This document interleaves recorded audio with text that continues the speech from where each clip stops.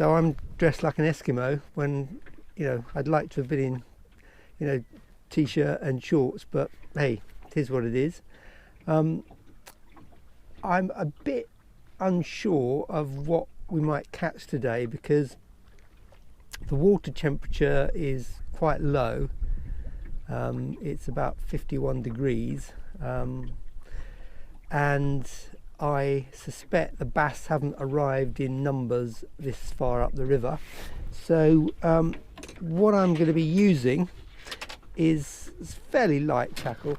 I've got a couple of ugly sticks. These are 12 to 20 pounds. I've got a couple of Penn Battle 2s, sort of medium spinning reels rather, 15-pound line. I'm not entirely sure what to be using. Sometimes an earth rig works really well. I've only got ragworm today, and I've brought a drogue with me just in case there's any benefit in drifting. The problem I've got is the tide is going out down towards Felixstowe Ferry, and the wind is coming from the southwest, so it's going upriver, and it's going to be a fairly strong wind, so I expect we're going to have wind over tide, which might make it quite tricky to drift downriver. So if I catch nothing here, my plan would be to motor quite a long way down, and then I can drift back if I want to. So that's the plan. Let's tackle up, as they say.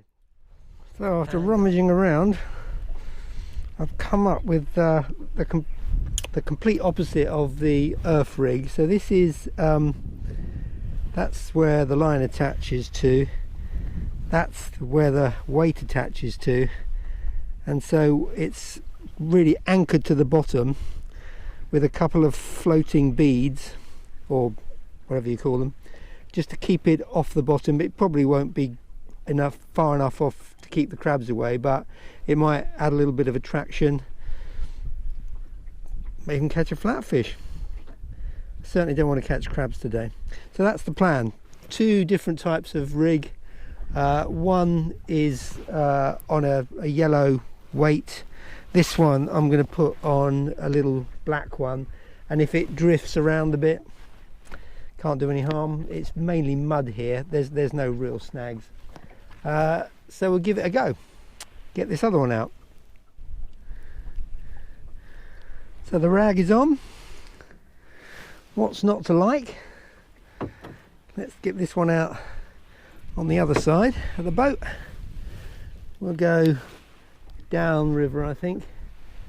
Just a little lob. We're in about 6.7 feet of water. The tide is dropping. I'm on the edge of a deep bit, and so I may have to, in a half an hour's time, because it's like taking the plug out of a sink. I may have to move slightly or just cast a bit further. So that's both rods out. So I think what we need now is probably, we'll keep lunch till later. I'm certainly going to have a cup of tea. I tend to find as soon as I take the top off this flask, the rod goes. Let's see if it happens today. Well, it's a bit slow at the moment, and the wind is definitely getting up. But what is absolutely wonderful is that in the woods on that side of the river, there is a cuckoo, and in the trees on that side of the river there's a cuckoo, and every now and again they start calling to each other. It's very, very unusual to hear two cuckoos. Well, I find it quite unusual on a river to hear two cuckoos. Hear seagulls, geese, ducks, but not cuckoos. Yeah, the wind is certainly picking up. Freshening, I think, is the technical term for it.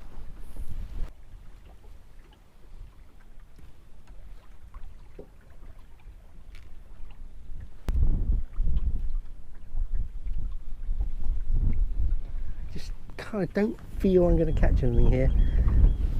May mean I'm not catching anything anywhere, but I think we'll and go a bit further down river and see what's what. A bit further down here is the maybush, but I won't be popping in there.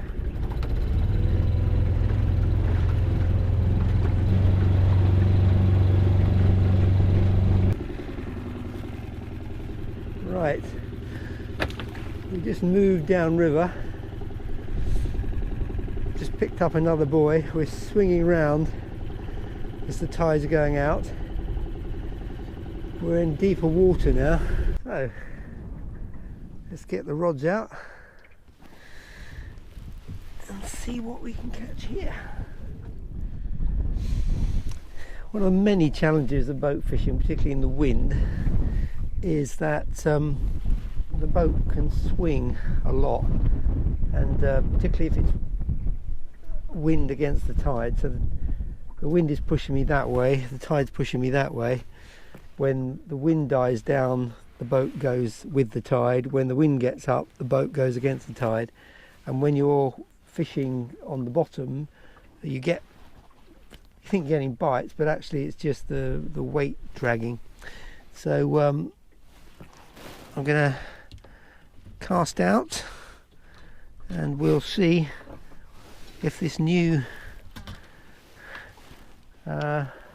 venue is going to help me. Still got my little head hooked rag, so let's get this one out.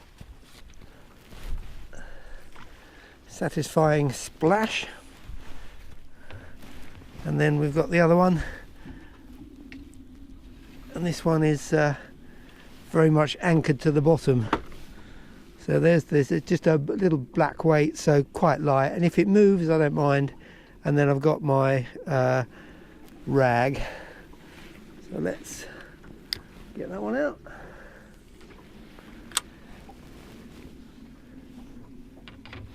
And somewhere I have my trusty cup of tea.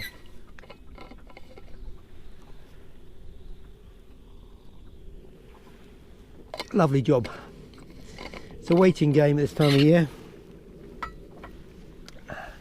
but there's a lot more room here. I know it's a small boat, but believe you me, when you've been fishing in a kayak with 2 rods and you're trying to eat your lunch and you're trying to make a cup of tea, this is an ocean liner.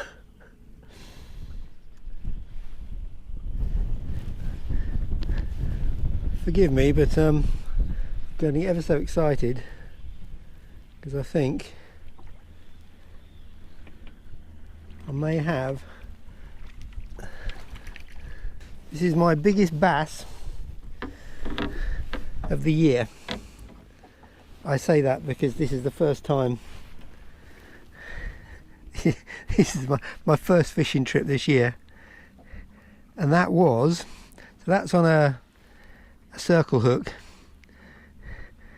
I'm not blaming the bass for this, but that was a rather big ragworm, and in fact I would say that this bass is comfortably smaller than the ragworm. So I'll just pop it back.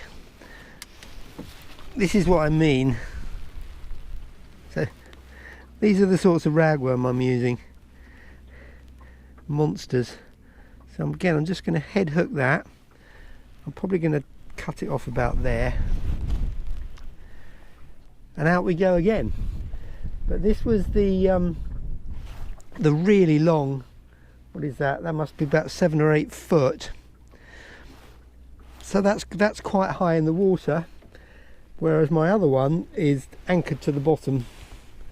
So we'll get this one out.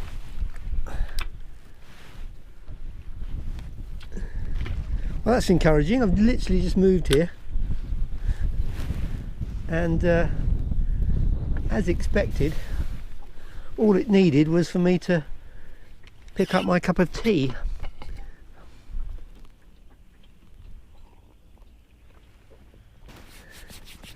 Well, it's encouraging signs. I'm not sure it's right, but where there are small bass, there are big bass.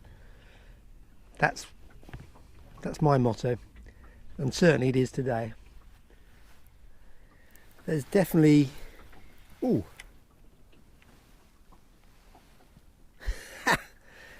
There was a tiny little bass on the end of that.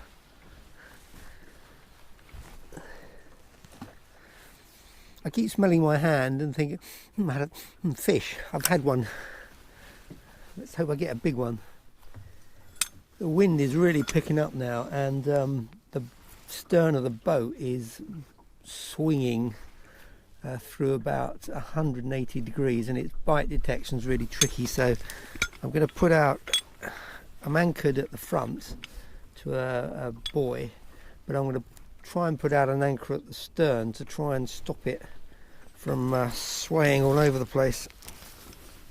Right, see if that makes it more comfortable.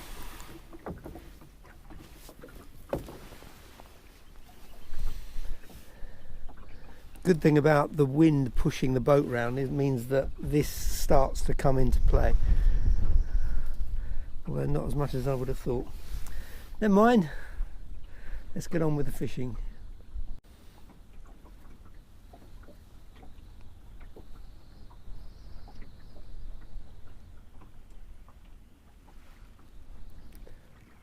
See how far the boat's moving, can't you? You just take those two rods as a picture frame and that boat in the middle. And it's going backwards and forwards.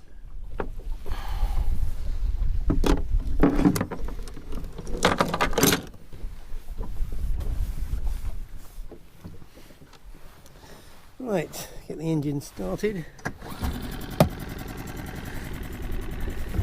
I've moved again. Can't say I'm getting any bites. So I've decided I'm going to change tactics. And having said at the beginning I was going to conserve my bait and just use one hook, I've decided that I'm going to go all out, and I'm going to fish with what is effectively a 3-hook flapper. So the weight goes there, so the bottom hook is tight on the bottom. There's one that's about a foot off the bottom and one that's about 2 foot off the bottom, and it's got a bit of bling on. And the wind's getting up, so let's get that. I'm going to take that earth riggy thing off and put this on and see if 3 hooks are better than 1. Sounds like a song. Right, a 3-hook flapper, fully loaded with ragworm. Go catch me a fish. When you're on the river in the middle of nowhere and you think you hear voices, you think, am I going mad?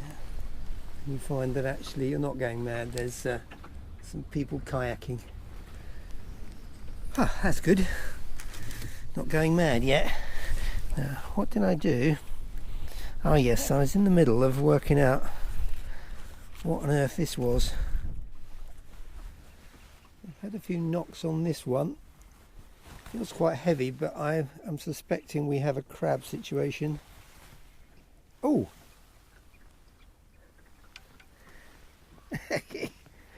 Yep, I was right. A crab situation.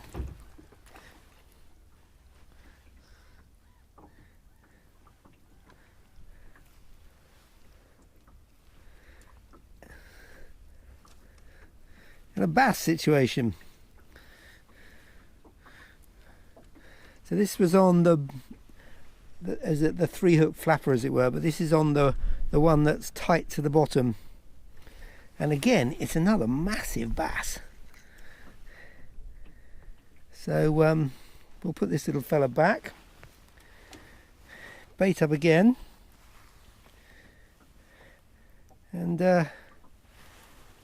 hope for its big brother or big sister. Executive decision, time to move again. But we're going to head further downriver. The wind is really picking up, but never mind. Let's get the anchors in and off we go. The plan was to anchor down here just off Waldringfield, but I think you can see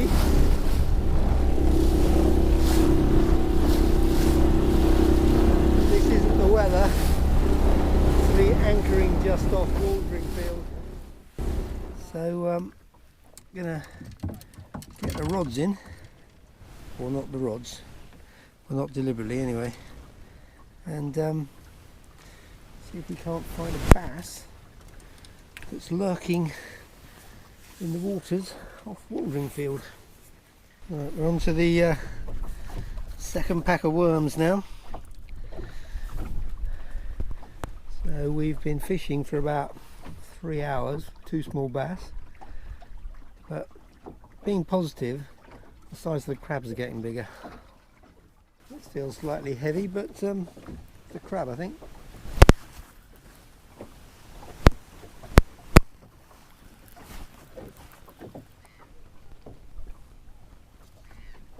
Oh yeah. Oh yeah. Crab one.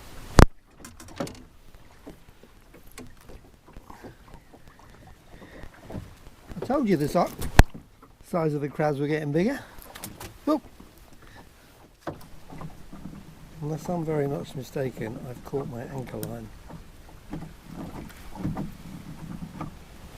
It's come free. No, it hasn't. Maybe sometime.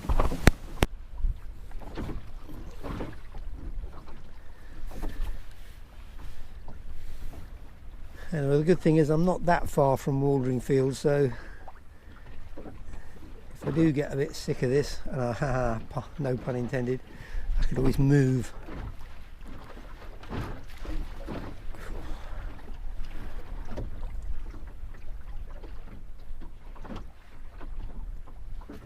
There's definitely something going on with this rod. It's always this rod. Ah, bass-tastic. Yep, we have a bass on. Ladies and gentlemen, boys and girls, I give you Billy Bass-tastic on the end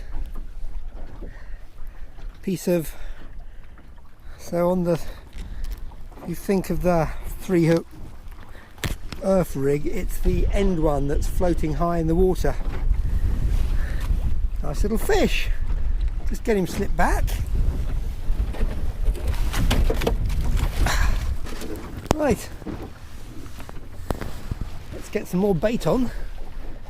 See if we can get another one.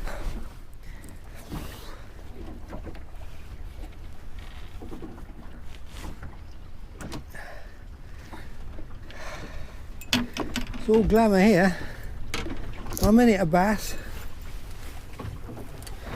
next minute crabs.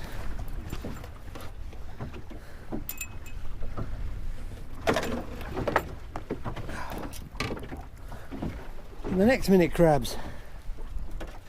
Whew.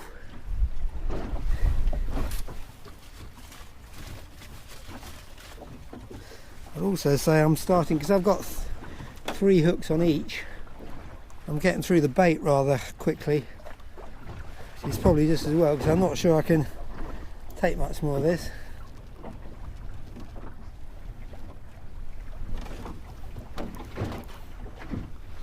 So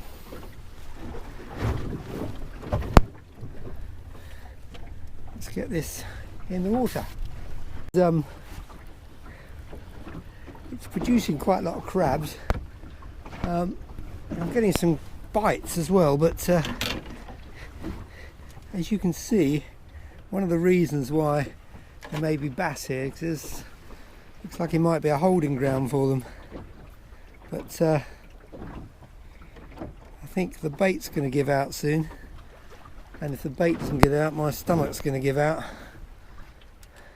But hey, you got to be in it to win it.